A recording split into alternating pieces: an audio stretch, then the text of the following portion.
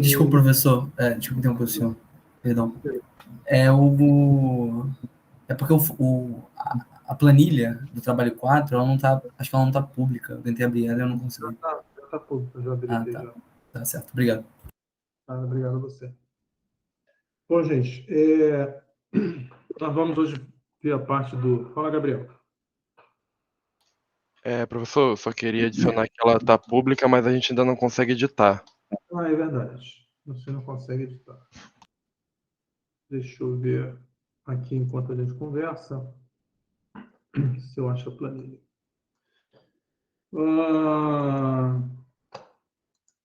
Vamos lá.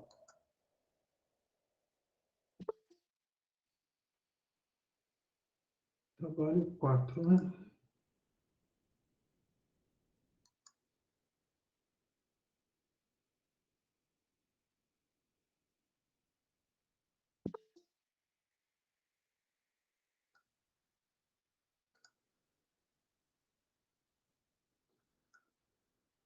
Agora que vocês já viram, podem escolher.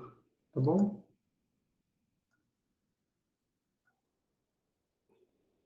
Então vamos. Acho que já está certo lá a planilha, tá bom? Editável.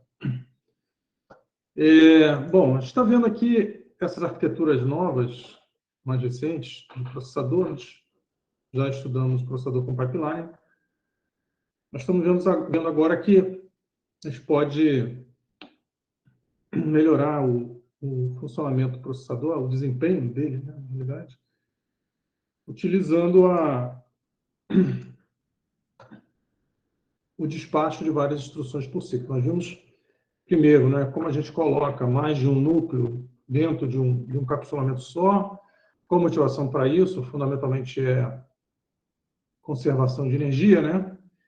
E tem outras vantagens também, mas você consegue fazer o mesmo trabalho gastando menos energia se trabalhar com 2 processadores na metade da frequência do que você está trabalhando com um processador só no dobro da frequência. Tá? Então, a gente tem que uma outra tecnologia é o processador superescalar. O processador superescalar normalmente é o tipo de processador que compõe essas arquiteturas multicore, embora ela possa ser feita com processadores escalares, mas aí ela ganha um outro nome, chama mini-core.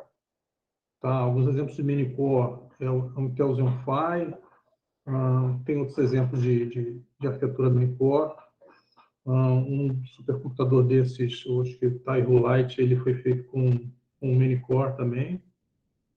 Então, são vários núcleos escalares mais simples. Você tem 64, 256 processadores em cada encapsulamento. Tá? Mas, normalmente, comercialmente, o que você encontra são multicore de processadores superescalares. O que esses processadores fazem? Eles, basicamente, podem buscar, decodificar, executar e terminar mais de uma instrução por ciclo.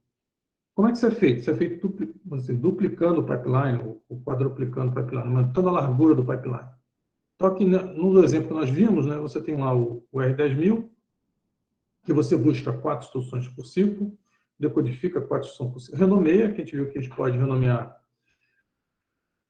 por software ou por hardware, depois vai para uma fila de instruções, onde o que a instrução está fazendo na fila? Está esperando os operandos ficarem prontos e ter unidade funcional disponível.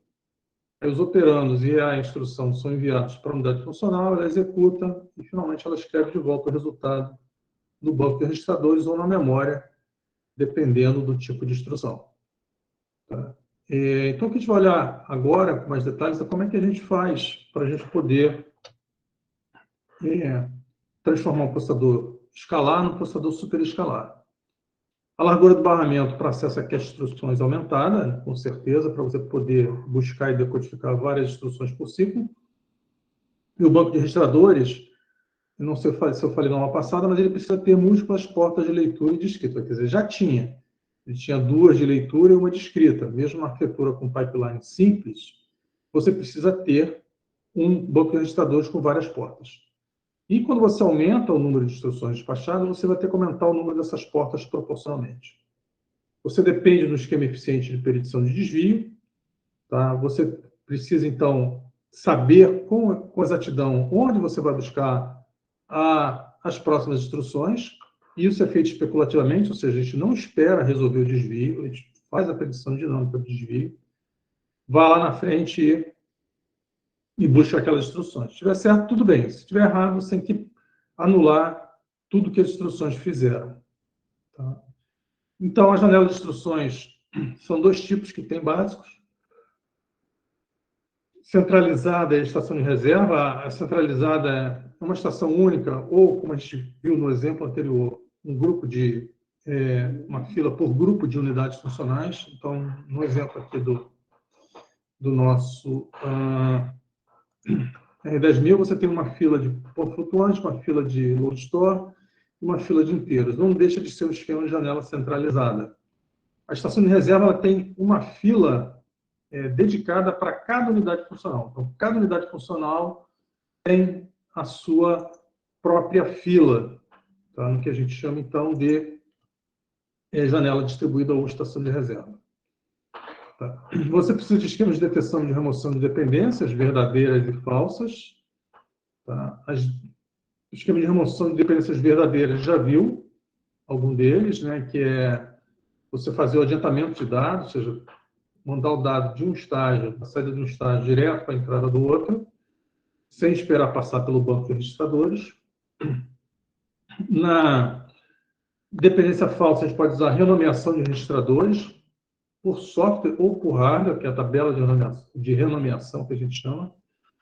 E há outros sistemas auxiliares para detecção e remoção de dependências, o esquema de scoreboard para detecção, o de toma azul para resolução de dependências falsas e verdadeiras por hardware, todos dois. Tá? Então, quando os operantes estiverem prontos e houver unidades funcionais disponíveis, as instruções são retiradas da janela de instruções e enviadas para execução. No finalzinho, se eu estou trabalhando com execução fora de ordem, eu tenho que terminar as instruções na mesma ordem. Então, tem uma estrutura, uma fila, chamada reorder buffer, que faz com que as instruções terminem na mesma ordem que são executadas. Tá? Então, se você só vai fazer o commit, você só vai alterar o estado arquitetural do banco de registradores ou da memória, se você tiver certeza que as instruções que estão antes daquela instrução terminaram sem exceção ou que não houve um erro de predição. Tá? Então, basicamente, esse é o esquemão do superescalar. Em resumo, né, um grande resumão do que é um processador superescalar, como é que ele é feito. Com essas modificações, basicamente, você consegue montar um processador superescalar. Qual a vantagem? Você tem execução de 4 a 6 instruções por ciclo de relógio, de uma forma transparente ao usuário. Se o usuário não toma conhecimento disso. Tá? Então, você pode pegar programas antigos e otimizá-los, tá? Para o uso. Perfeito? Alguma dúvida aqui? Alguma pergunta?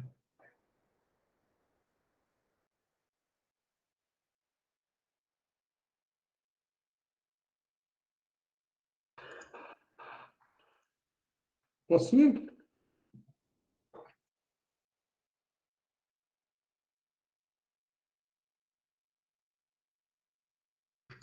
Obrigado. Então, vamos então, tá? Obrigado, Rafael. Então, vamos lá. A gente vai,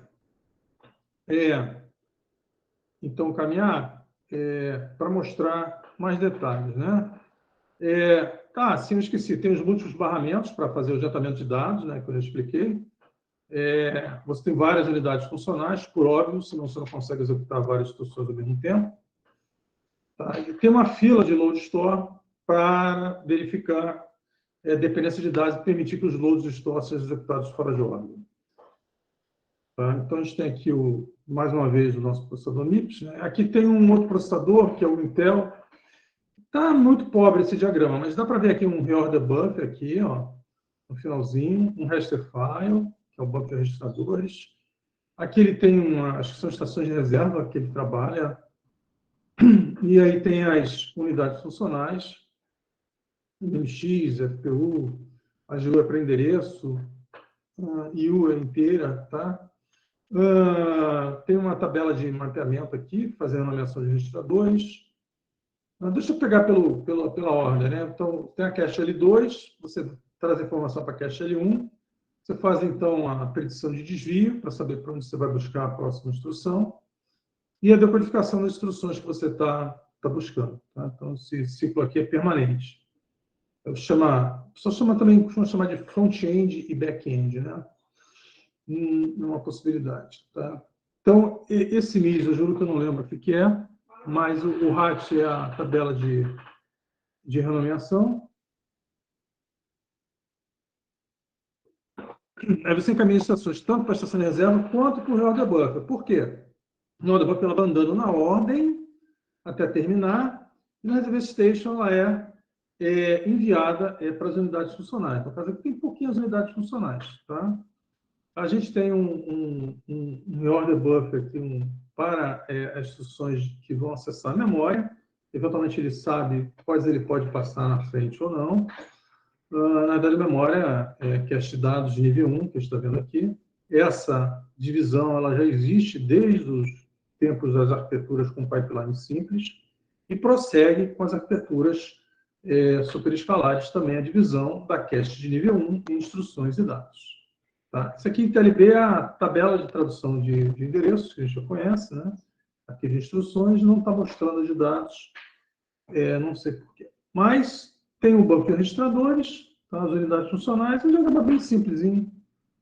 Acho que está no livro do Jean-Luc Baer, né? Bom, vamos lá. A arquitetura superescalar só é efetiva se a taxa média com que as instruções são buscadas e decodificadas por ciclo for superior à taxa média com que as instruções são executadas. Então, você tem que buscar mais instruções por ciclo e decodificar mais instruções por ciclo. Por quê? Porque você tem uma perda grande aí, você tem instruções que são só de desvio, você tem erros, né, na predição de desvio. Então, você tem que efetivamente buscar mais instruções e decodificar do que aquelas que são executadas. Então, você precisa de uma predição dinâmica de desvio bem feita e a necessidade de um barramento de acesso à memória com largura adequada para buscar várias instruções e também um decodificador de instruções capaz de decodificar várias instruções por ciclo. Você vai ter, então, buscar vários operandos em paralelo no banco de registradores para ter várias, né, muitas portas de leitura, pelo menos 2 de leitura e uma de escrita para cada instrução buscada, decodificada em paralelo. Bom, como a gente pode fazer essa predição dinâmica de desvios? Ela pode ser a predição de desvio no processador superescalar, ela é feita com uma pequena memória que é endereçada pela parte baixa do endereço das instruções de desvio.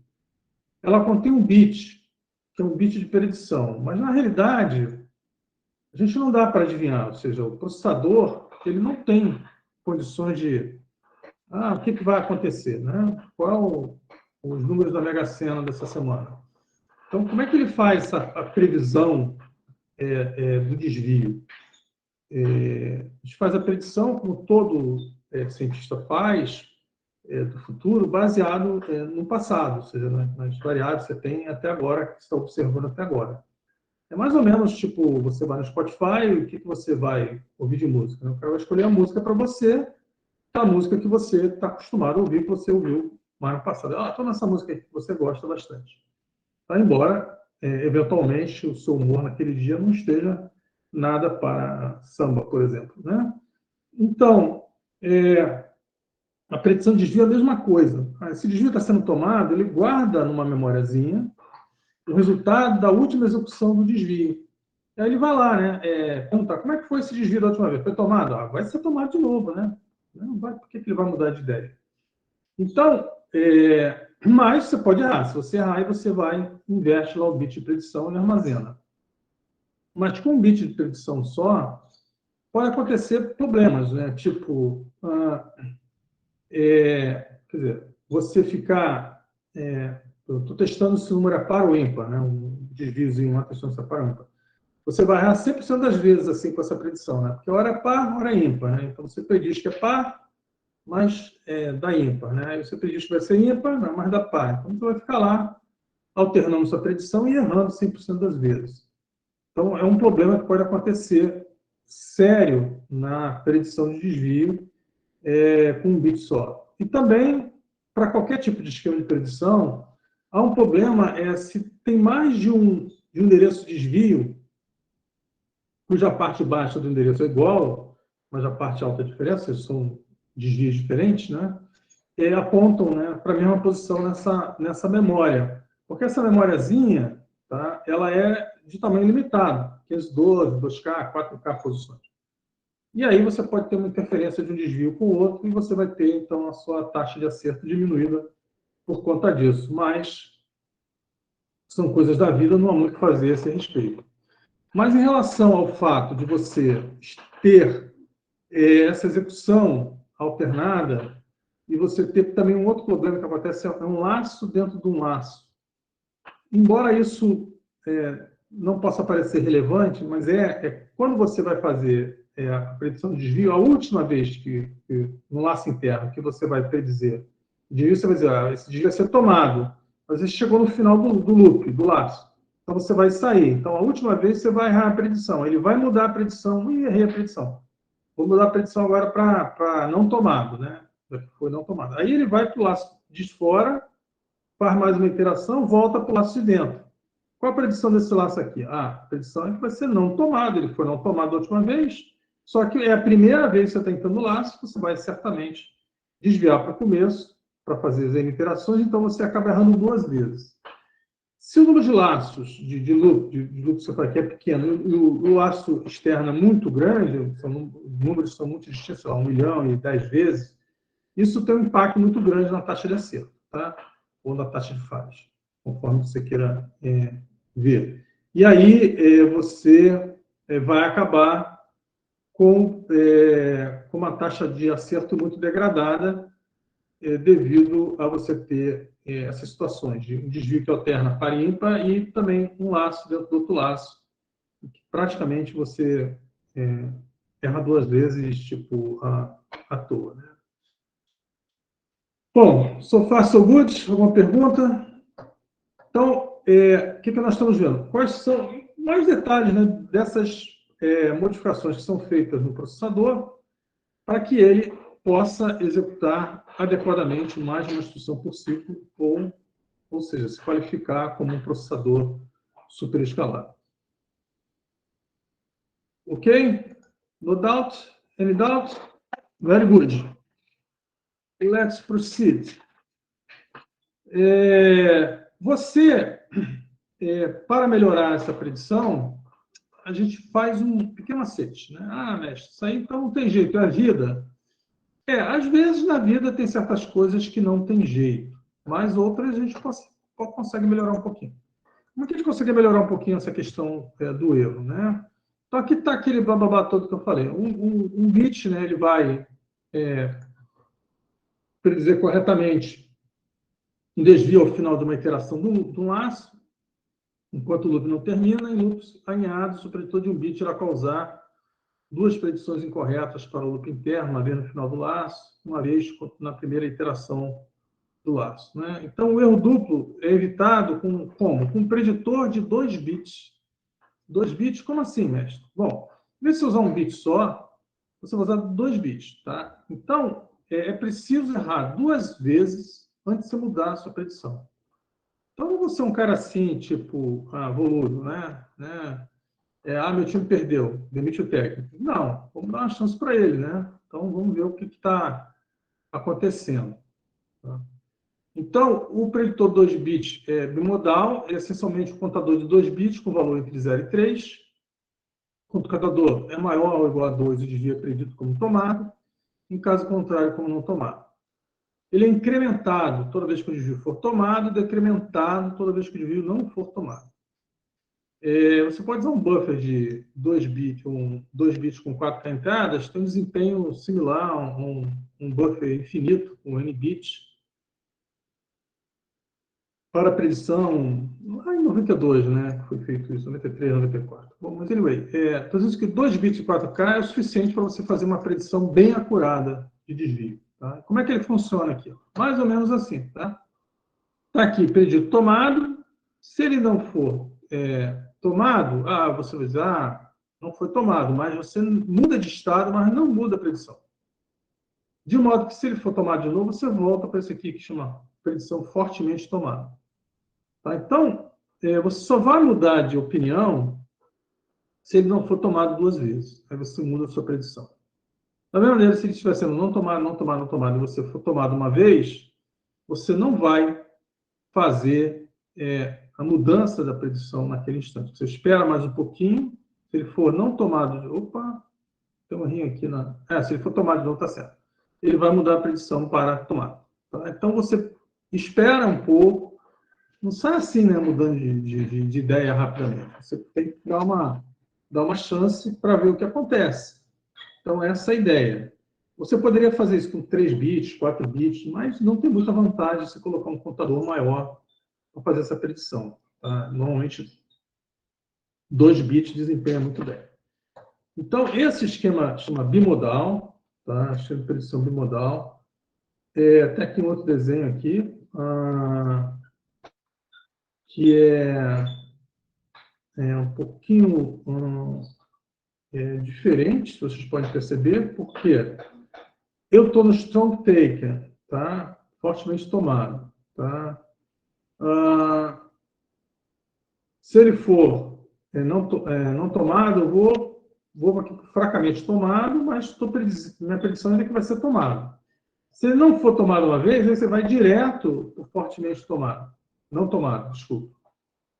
E idem aqui no fracamente tomado. Se ele não for tomado mais uma vez, você vai fortemente tomado. Então, nesse desenho aqui, é como se eu tivesse aqui, em vez de ter essas 2 setinhas, tivesse aqui 2 setinhas em X, assim. Daqui do predito não tomado diretamente para cá para o 1, do 0,1 para o 1, e do 1,0 direto aqui para o 0,0. Então, esse esquema aqui é um esquema mais aprimorado, que evita alguns probleminhas que esse diagrama aqui pode ter. Nesse diagrama aqui, você pode ficar preso nesse ciclo aqui, tá? Eventualmente. E assim, esse esquema mais aprimorado, você evita essa prisão ali, você fica naquele laço ali, eternamente. Bom, é uma maquininha de estados, isso é feito automaticamente lá pelo hardware, né? O software não vê nada disso, o programador, o compilador, tudo isso está lá escondidinho no estágio de busca, normalmente. Tá? Ao fazer a predição no estágio de busca, eu tenho algumas vantagens, eu ganho algumas coisinhas em relação a outro esquema. Está aqui o esquema de predição bimodal, em que você endereça, então, com a parte baixa do endereço de desvio, uma posição de memória, você tira lá os bits de predição, incrementando ou decrementando de acordo com o resultado de desvio que é obtido mais tarde. Perfeito? Cansativo, eu falo muito hoje. Alguma pergunta?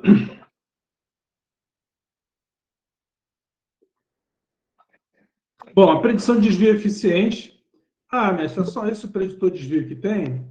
Não, você tem N outros tipos de preditores híbridos, correlacionados, até com rede neuronal, inteligência artificial, etc. Hoje em dia já tem coisas, mas para dar uma ideia para vocês, não vamos ficar aqui também esmiuçando o projeto do processador até o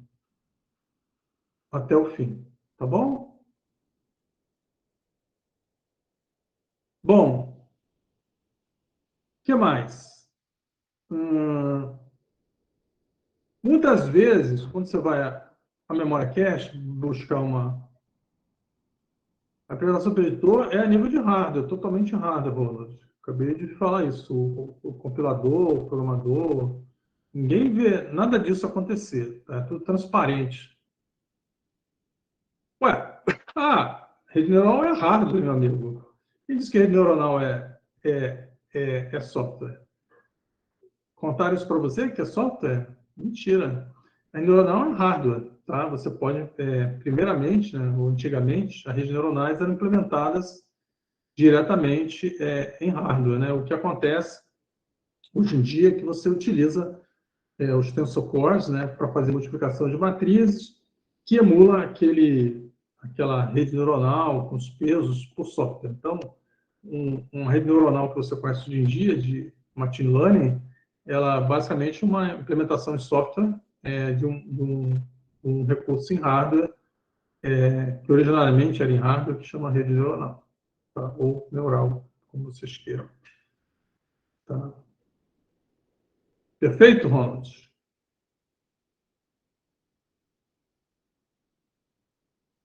Então, a gente tem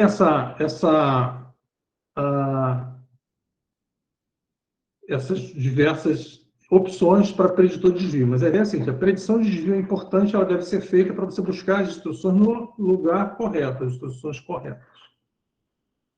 Mas ao buscar as instruções na cache, imagina que o preditor é muito bom. Aí você vai lá para um determinado endereço que está aonde? No meio da linha da cache. A gente já conhece a estrutura da linha da cache, né? São várias instruções, uma atrás da outra, ou vários dados, um atrás do outro. E, de repente, a predição de desvio é para uma instrução que está no meio da linha da cache. A linha da cache pode ter 128 bytes, por exemplo. Cache grande, né? Mas pode ter 64, 128, né? Caiu na prova, né? Então, olha só, se eu cair ali no meio, esses 32 que estão antes aqui, para cá, no início, né, da linha da cache, vão ser jogados fora.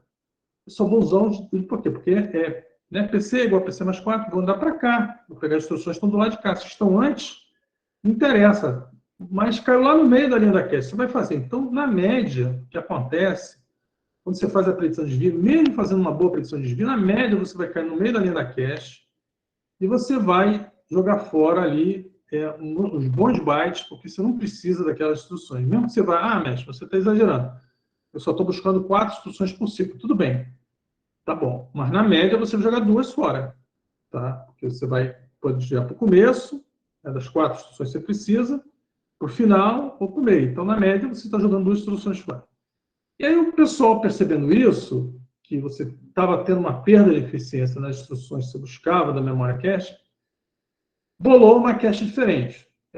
O esquema foi feito pelo Rothenberg e Bennett Smith, da Universidade de Wisconsin, mas quem se deu bem com isso foi o Will Pat, que arrumou um puto emprego na Intel e implementou a predição de desvio, a 3-cache, de maneira eficiente. Então, os processadores da Intel, lá no comecinho, tinham 3 caches, em 2024, por aí, a arquitetura nessa época tinham 3 caches implementadas dentro deles.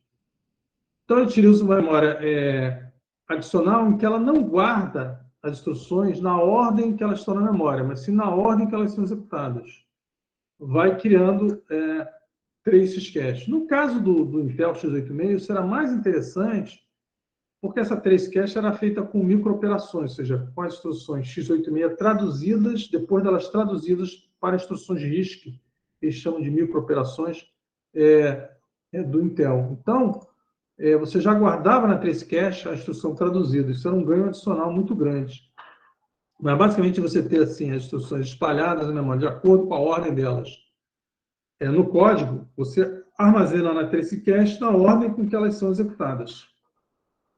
Você vai montando isso dinamicamente, construindo essas 3 caches. Claro, a linha tem um limite, estourou esse limite, você vai jogar o resto fora, mas já dá uma boa ajuda para melhorar o desempenho de busca.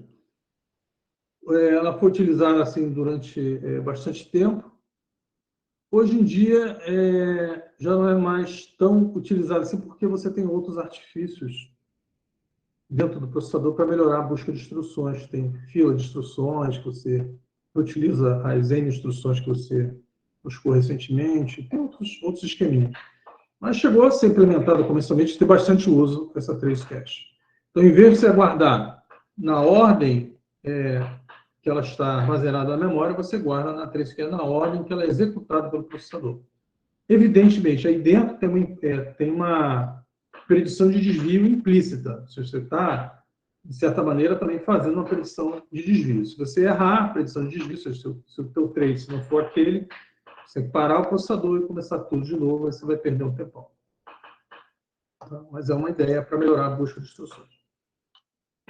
Aqui tem um esquema, desculpe, não está muito visível, né? Muito legível, mas é um Pentium 4, ele tem lá estrutura P6, né? Ela tem lá duas ALUs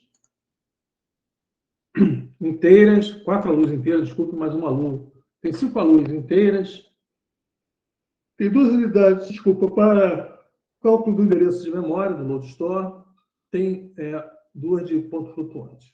Tá bom? Ela faz a busca aqui, ó, tá vendo? Da cache, né, de dados com 256, desculpa, a cache nível 2, né? Ele lê e escreve 256 bits de uma vez de dados e busca 64 bits de instrução de uma vez só. Aqui, ó, execution trace cache, 12K microoperações. Então, é a trace cache aqui e fica dentro do processador fazendo as vezes de cache de nível 1, tá bom? Então, a trace cache, ela substitui a cache de nível 1.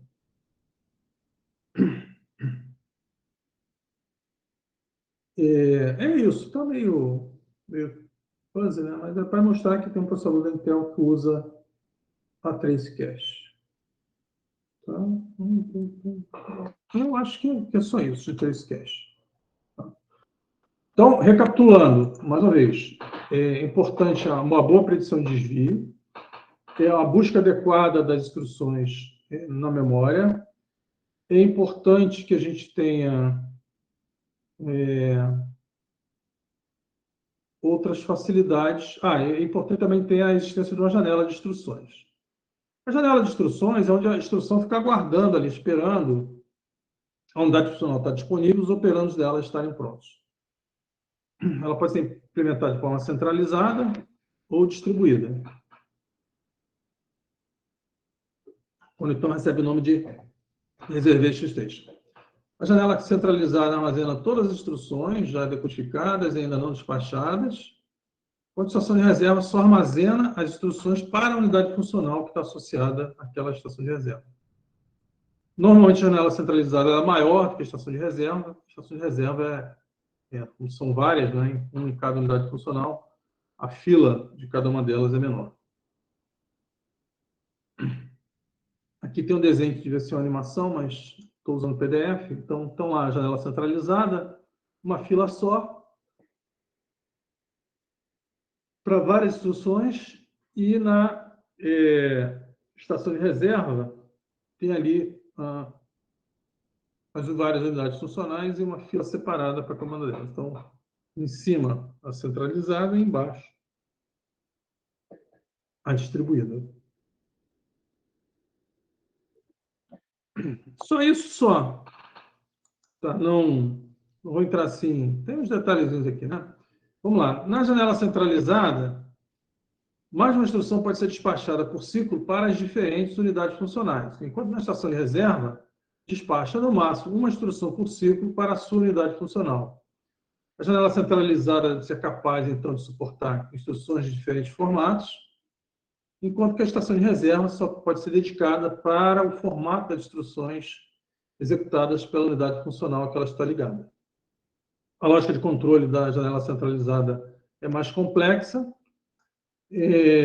já que é necessário administrar diversos tipos de instruções e várias unidades funcionais, disparar mais de uma instrução por ciclo e assim por diante. Então, costuma ser mais complexa a janela centralizada do que a janela distribuída. Embora, em termos de utilização, a janela centralizada, ou mais ou menos centralizada, que ali no RISC 10.000, ela é bem utilizada. Bom, se você precisa saber fazer o controle das dependências diretas e falsas, o esquema utilizado é o bit scoreboard. Tá? Ele é utilizado para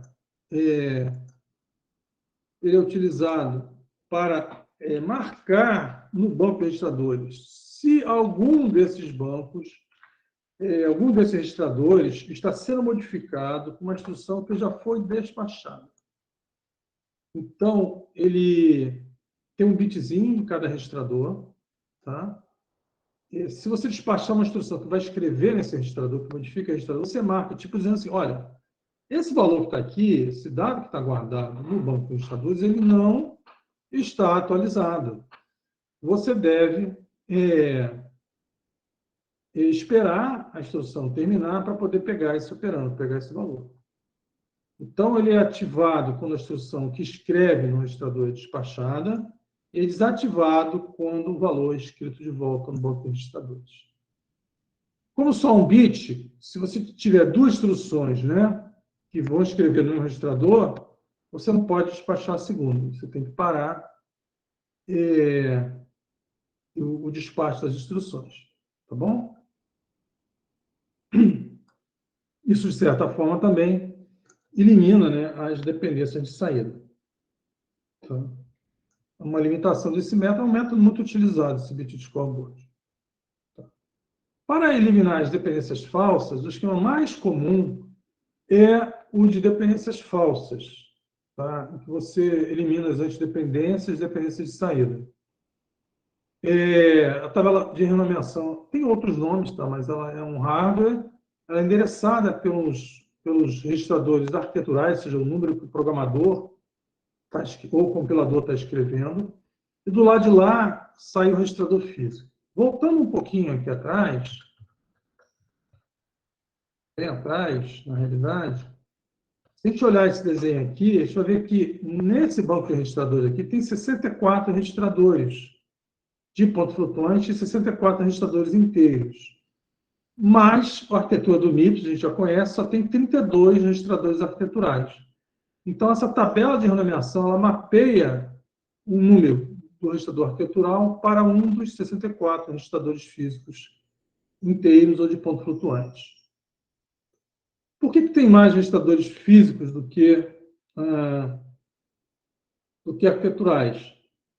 Porque se eu tiver duas instruções que, por acaso, escrevem no mesmo registrador, eu posso renomear essa instrução com um registrador diferente e, então, continuar o despacho das instruções em vez de parar se eu tiver apenas o esquema do register scoreboard bit. Então, eu posso renomear as instruções com um registrador diferente e aí continuar executando. O que essa tabela, o que ela faz? Ela pega aqui da lista de livres, tá? Um registrador que esteja livre e coloca aqui, é uma memóriazinha, tá? Você vai entrar com o número de várias portas, entra com o número registrador lógico aqui e sai com o registrador físico do outro lado.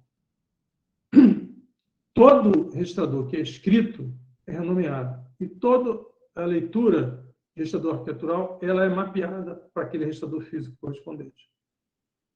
Daí a necessidade de você ter um número alto de registradores físicos, porque, na realidade, você não fica verificando se tem ou não dependência de dados e instruções. Escreveu no registrador, renomeia o registrador. Tá? Manda o registrador embora para ele ser renomeado. Tá?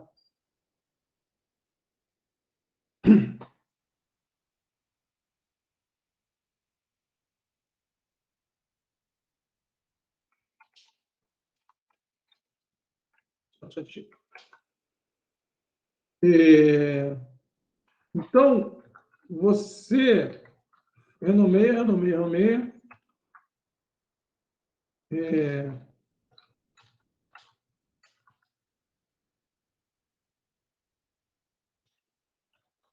Perfeito? Vamos lá. Então, avançando lá na frente, então, renomeação, ela pode fazer pode ser feita por hardware com o uso dessa tabela de renomeação.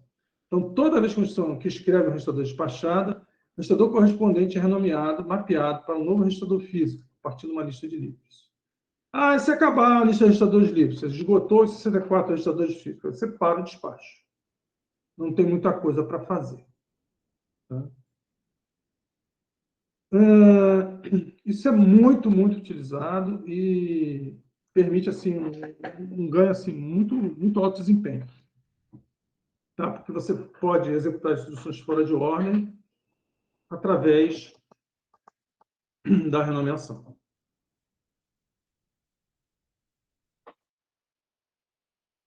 Perguntas? Dúvidas? Não há dúvidas?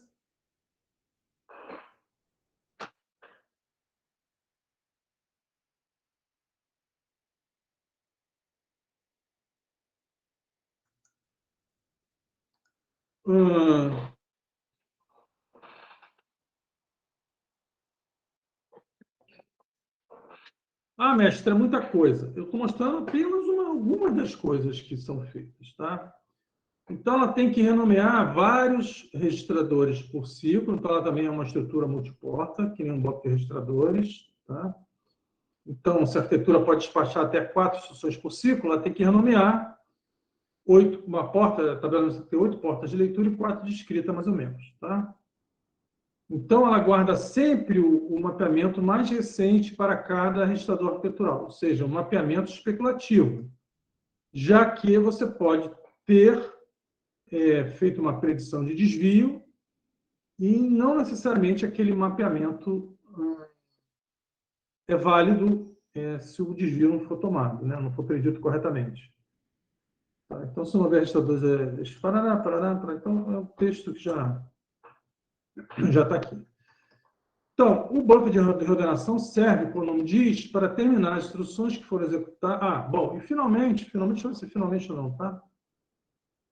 Está acabando, tá acabando. Eu não botei todos os detalhes do processador superescalar, não. Eu só estou trazendo alguns detalhes mais importantes, mais relevantes. Estou fazendo um highlight, né? Vamos falar bonito assim, né? Bom, por penúltimo, não por último, tem o buffer de reordenação. Ora, o que ele está fazendo? Ele está olhando o desvio e dizendo assim, isso aqui vai ser tomado, isso aqui não vai ser tomado. Eu estou mandando as instruções serem executadas. Aí imagina que você descobriu o desvio de errado. Cara, não era para ir para aí. Ferrou, né? Como é que eu faço agora? Então, a questão toda, eu já renomeei o registrador, já executei a instrução, o resultado está aqui, cara. Então, como é que eu faço agora? Eu errei o desvio. Não era para aquele por esse lado, era para o outro. Né? Que nem errar seguir o Waze, né? Vira a primeira 300 metros, vira à direita, aí você vira à esquerda. Aí, o que tem que fazer, né? Dá uma volta, perde maior tempo. É a mesma coisa. O processador errou o caminho, perde maior tempo. Mas, para garantir que você não vai fazer muita bobagem, você só deixa a instrução escrever no banco de registradores ou na memória quando ela chega no final do reorder buffer. A gente viu lá no outro desenhozinho, tá? Deixa eu voltar também um pouquinho atrás. A gente viu lá atrás no desenhozinho que quando você vai executar, é difícil aqui, pronto, vai lá despachar a instrução, você coloca ela tanto na fila de instruções, aqui, ó, na Reserve Station, quanto no reorder buffer. Só que na Reserve Station ela sai fora de ordem e no reorder buffer só vai sair na ordem que entrou. É uma fila, uma first in, first out. Esse reorder buffer é uma FIFO.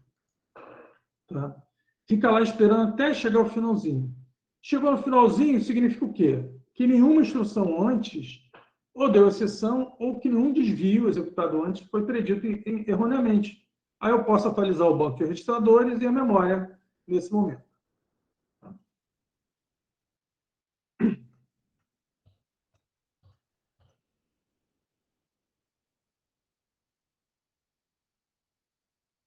Então, o buffer de ordenação ele tem um X entrada, lá, 32 entradas, alguma coisa assim. E se ele encher, também você não pode despachar mais instruções, tá?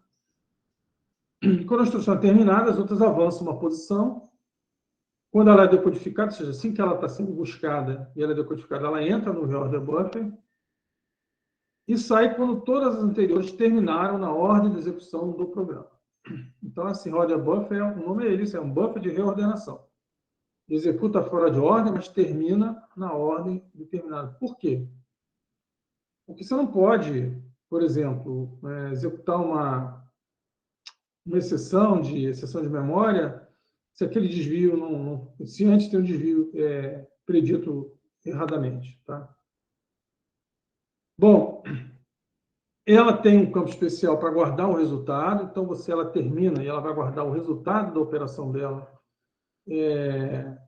um campo especial do real debuff, e esse valor vai avançando junto. E esse valor que vai ser escrito no banco de registradores ou na memória quando a instrução chegar no final do real debuff. Então, isso, quando ela chega na primeira posição, indica que na fila, né, uma FIFO, que todas as instruções anteriores já terminaram, sem exceção, sem problema nenhum, sem erro de desvio, então eu vou poder escrever o que eu quero na minha memória ou no meu banco de registradores. E se ela for um desvio, você verifica o resultado do desvio. Se ele for predito corretamente, beleza, vamos em frente. Mas se ele chegar lá no finalzinho e você descobrir que a predição foi errada, o que você tem que fazer? Você tem que apagar todo o order buffer, jogar todo mundo fora e começar tudo de novo. Tá? Vai dar uma volta danada, porque o caminho não prestou atenção no Waze, na moça do Waze, e tem que fazer uma volta para voltar para o caminho correto. Tá bom? Então, se a instrução for correta, tudo bem. Se for errada, todas as instruções são anuladas. Você tem que buscar de novo. Não sou correto. Você tem uns macetezinhos para fazer isso rapidamente. Tá? O decodificador de instruções permanece funcionando enquanto houver entradas livres no real buffer. Você despacha instruções enquanto tiver posição livre. Cada entrada deve conter um bit.stots informando se a instrução foi completada, se ela deu alguma exceção, porque a exceção também só vai ser tratada quando a instrução chegar na fila, né? Na última posição na primeira posição da fila, lá no final da fila, no início da fila, né? No final da fila, onde você entra, no início da fila, onde você sai. Perfeito? Complicado isso? Tá? Mas, mestre, poderão pensar aqueles mais atentos que não estão dormindo. Se você errar uma predição, a tabela de renomeação lá atrás, ela já foi modificada lá. Ó. Quando você pega toda a instrução que é despachada, você vai modificar a tabela de renomeação. E está com o mapeamento incorreto. Cara, o que vai fazer agora com o desvio que foi predito errado? Eu eliminei o radar buffer, mas o mapeamento que ficou lá atrás na tabela de renomeação. O que tem que fazer? Você tem normalmente o quê? Você tem normalmente uma cópia da tabela de renomeação na saída do radar buffer, que guarda um mapeamento seguro, ou seja, aquele que você sabe que não tem erro dos registradores arquiteturais por registradores físicos. Quando houver qualquer problema de exceção, predição incorreta de desvio, esse mapeamento correto, seguro, ele é copiado para a outra tabela de renomeação, que está lá no estágio de busca, né? Logo depois do estágio de busca, né? Para fazer restaurar, né? O mapeamento correto, o mapeamento não especulativo. Então, essa tabela de renomeação aguarda o mapeamento não especulativo e, caso ocorra de exceção ou predição incorreta de desvio, essa cópia da tabela é restaurada para a verdadeira tabela de renomeação, restabelecendo o estado correto do processador. É só um detalhe, tá, em relação ao projeto do processador, e na verdade, você tem vários outros encadeamentos, interdependências, né, entre esses esquemas todos. Mas esse esquema, particularmente de recuperação de exceções, de predições incorretas de desvio com o uso do radar buffer, ele tem um artigo acho que é 95 esse artigo, né, se eu não me engano. E ele é interessante, esse artigo, porque ele vai fazendo o seguinte, ele vai bolando um monte de esquemas para tentar preservar esses mapeamentos, restaurar o contexto do processador se a predição é incorreta, se acontece uma exceção. Então, ele mostra N esquemas assim, super complexos, e depois, no finalzinho do artigo, ele fala, mas olha só, se a gente fizer assim, resolve os problemas das exceções, da predição de desvio, e é rápido, é simples, funcional, e é o esquema que todo mundo usa até hoje em dia, e ele só floreou, né, o artigo dele, em vez de apresentar a solução, ele mostrou as várias outras soluções que ele tinha bolado antes, pensado antes, chegar àquela mais simples, para mostrar que as vantagens, né, que a solução dele realmente era muito simples em relação às outras. Então, esse esquema aí de Howard Buffer com uma cópia da tabela de renomeação resolve vários problemas, inclusive da atualização do banco de registradores, que só é feita quando a instrução chega no final do Howard Buffer. Tá? Vou ficar devendo esse artigo para vocês, mas ele é bem interessante explicando essa solução assim em detalhes, tá? E os N casos que ela consegue resolver.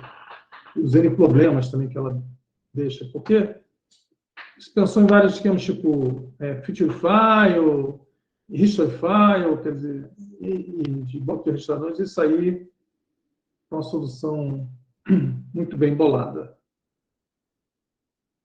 Well. Dúvidas, perguntas? Todos acordados ainda? Professor, dá para ficar acordado. Já estou vendo um monte de gente indo lá na tabela do trabalho 4. Que será depois do carnaval. Não vai ter carnaval esse ano, então não vamos deixar vocês assim, né, em crise, sem ter o que fazer durante o feriado do carnaval. Então, temos lá... não, tem bastante tempo, né, gente? Mas quem deixar a próxima hora vai ter que fazer no feriado do carnaval. Bom, então, pegamos um processador com pipeline e modificamos esse processador para que ele pudesse executar mais de uma instrução por ciclo. Então, ele vai buscar 4 instruções por ciclo, decodificar 4 instruções por ciclo, renomear 4 instruções por ciclo, já viu a importância disso. Aí vai para a fila, para a janela de instruções, fica lá esperando os operandos, tem unidade funcional, pode ser um esquema centralizado ou distribuído, pega os operandos, vai para a unidade funcional e executado. Enquanto isso, em paralelo, ele está andando no real da boa. Tá? Executou, tem um resultado, não escreve no banco de registradores, não escreve na memória. Manda o operando o resultado para o real da buffer. A instrução vai andando, tá? Quando chegar lá, no finalzinho, você vai... não teve nenhuma exceção? Não. Essa instrução terminou legalzinho. Vai, atualiza o banco de registradores, a tabela de renomeação do registrador perpetual, ou a memória também, se for um store. Tá? Não esquecendo também, lá na busca, né, você tem o esquema de trace cache, para poder facilitar a busca de várias instruções por ciclo, e tem também a predição de desvio, que ela pode ser com bit, que não é muito boa, e bimodal, que é uma predição mais eficiente, embora haja outros sistemas mais elaborados. Eu estou só dando uma pinceladinha, uma ideia do que está acontecendo em termos de predição de desvio. Então, busca várias instruções, trace cache, predição de desvio, decodifica todo mundo, renomeia, janela de instruções, execução, reorder buffer, terminou. Tá? E, além disso, tem uma estrutura mais que está faltando falar. Tá? O que muda também no processador superescalar? Ele tem uma fila de load store. Tá? As instruções de store só podem ser executadas depois que todas as instruções anteriores a ela, na ordem definida pelo programa, já completaram, ou seja, quando ela chega no final do reorder buffer. Isso preserva o estado do sistema nos diferentes níveis da hierarquia de memória. As instruções de load podem ser despachadas para execução fora de ordem. Isso é um problema, tá? Inclusive, é tema do trabalho 4. Qual o problema de você executar os loads fora de ordem e antes de você saber se aquele load deveria ter sido tomado ou não? É que você acaba trazendo para a memória cache, tá, a informação. Embora você não vá utilizá-la, isso gera tempos de acesso diferentes. E aí, alguns esquemas especulativos desses de adivinhar o conteúdo da memória, eles acabam fazendo uso dessa execução especulativa de loads, né? E até fora de ordem, né? Os loads podem ser executados fora de ordem, desde que não tenha um store para aquela posição de memória. Então, isso é explorado naqueles... eu não botei desse ano, o Meltdown e o Meltdown e um outro desses. Esse ano é o Warhammer e o Foreshadow Exploit. São exploits de especulação que resultam da execução especulativa de dados fora de ordem, né, pelo processador. Tá? Então, os stores só podem ser realizados quando você chega no finalzinho do order buffer. Mas os loads, desde que não tenha nenhum store correspondente na fila do store, ele pode ser executado fora de ordem. Tá? E aí, essa unidade de load store frequentemente tem uma estação de reserva própria, uma unidade de direcionamento para cálculo dos endereços e o store buffer propriamente dito. Tá? Mas essa execução fora de ordem dos loads leva à existência desses exploits todos que a gente já ouviu falar aí na mídia, provavelmente. Bom, as instruções na estação de reserva são enviadas em ordem para a unidade de endereçamento, que calcula o endereço efetivo de memória. O store buffer contém as instruções com o endereço de memória já calculado e o valor do dado para ser escrito, só esperando o quê? Chegar no final do order buffer. Tá? Para instruções de load, é verificado se o endereço de memória gerado está ou não presente no store buffer. Se não estiver, você faz o adiantamento do load, o load bypass. Mas se estiver, como é que faz? Eu vou ler um dado que vai ser escrito na memória. Eu faço o load bypass em forward. Eu pego o dado que está no store buffer lá e já dou para o load. Olha, não vai na memória não, pega aqui no meu store buffer, então aqui para você.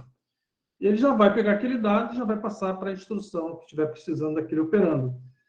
Evidentemente, sujeito à verificação posterior.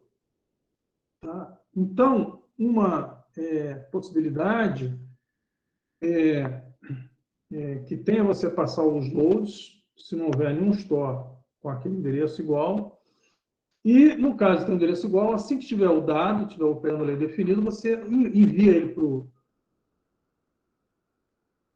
load e faz o load bypassing e forwarding, que é um esquema também para acelerar a execução dos loads. Então, esse é um dos N macetes que tem na arquitetura superescalar para fazer com que o seu programa execute o mais rapidamente possível. A ideia hoje era apresentar isso para vocês e eu pergunto, depois dessas idas e vindas todas aqui, dessas informações, se há alguma dúvida da parte de vocês. Então, processadores superescalares são uma realidade, os multicore, em sua maioria, são feitos com processadores superescalares, que são aqueles processadores que executam mais de uma instrução por ciclo, e o controle da execução dessas instruções é feito majoritariamente pelo hardware. Posso reordenar as instruções, mandar executar numa ordem melhor, mais otimizada? Pode. Vai executar mais rápido? Vai. Mas também pode mandar sem ordenar, sem reordenar, sem escalonar, que vai executar com a mesma eficiência. Então, várias estruturas novas são introduzidas. Claro que a profundidade do pipeline aumenta, você não vai ter mais um pipeline de 5 estágios, não dá para ter. Hoje em dia, os pipelines começam 10, 9, 10 estágios, vão até 15, 6, 17, mais ou menos, por aí os pipelines inteiros. Porque essas diversas etapas, elas são difíceis de serem realizadas de uma vez só, então você subdivide isso em vários estágios. E você tem essas etapas que são introduzidas, que é a janela de instruções, a tabela de renomeação, a própria predição de desvio, a trace cache, tudo isso vai acrescentando